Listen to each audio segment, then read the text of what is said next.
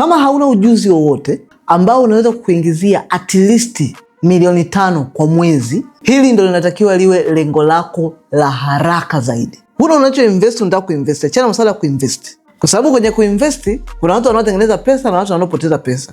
Unafikiri wanaopoteza pesa ni watu wanaoinvest pesa nyingi na kupata percent hata 10 au 12 kwa mwezi, au watu wanaoinvest kidogo kidogo na hamna kitu wanachoingiza chochote ambacho unaweza kusema nimechukua hii milioni 100 nimeinvest hapa napata 12%, 10% ya milioni 100 ni milioni 10. So nitaka kujifunza kuhusu investment.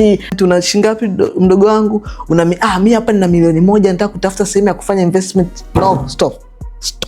Una unacho invest. Kaa chini, tuliza akili, fikiria ni ujuzi gani naopaswa kuwa nao na kujifunza ambao at least utaweza kuniingizia sio chini ya milioni 5 kwa mwezi. So watu wengi wanafikiria ili kuingiza at least milioni 5 kwa mwezi, yani nahitaji kuwa na biashara nalo lenye mzunguko.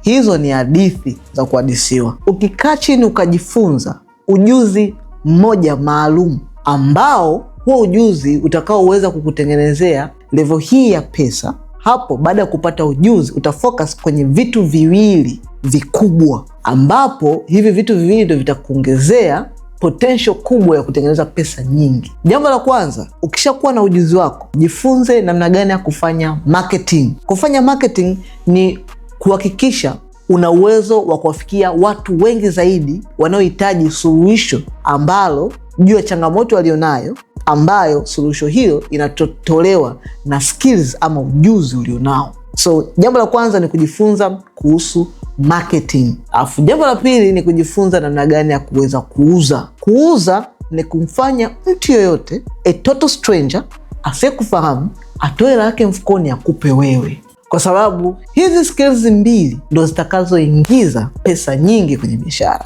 Na ukitaka kutengeneza pesa nyingi zaidi kwenye biashara, lazima uendelee kuwa connected juu ya changamoto zilizoko ndani ya biashara ili kuweza kuingiza pesa nyingi zaidi.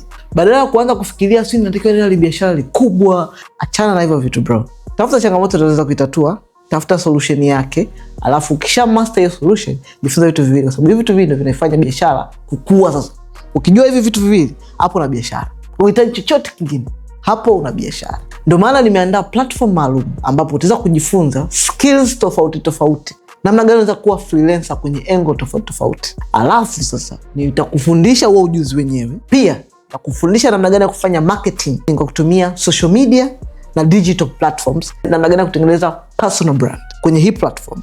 Then nitakufundisha how to sell, namna gani ya kumfanya mtu yoyote awe anakujua asiwe anakujua, awe Dar es Salaam awe nje ya Dar es Salaam, anawezaje kutoa hela yake mfukoni kukupa wewe na kuamini na kufanya biashara wewe kwa kujiunga ndani ya platform. Huku ndani ya platform utajifunza hivi vyote. Na namna gani unaweza kujiunga platform? Hapo kwenye biography kuna link. Gusa link, itakupa utaratibu wa kujiunga kwenye platform. Ukijiunga kwenye platform, nitakufundisha hivi vitu vyote. Au comment neno MBH hapa chini. Mimi mwenyewe na timu yangu tutakutumia link maalum ya kuweza kujiunga na platform yetu. Kama unaona bisa DM upajui, bio huijui, hapo chini kwenye caption kuna namba ya simu. Tuma ujumbe, andika tu MBH bila hata maneno mengi. Then nitakutumia link na nitakuelekeza namna gani ya kujiunga, na wewe utaweza kuanza kunufaika na kujifunza skills zitakazo kutengenezea maisha. Achana na mambo mengine yote. Comment neno MBH, tukutane kwenye comments.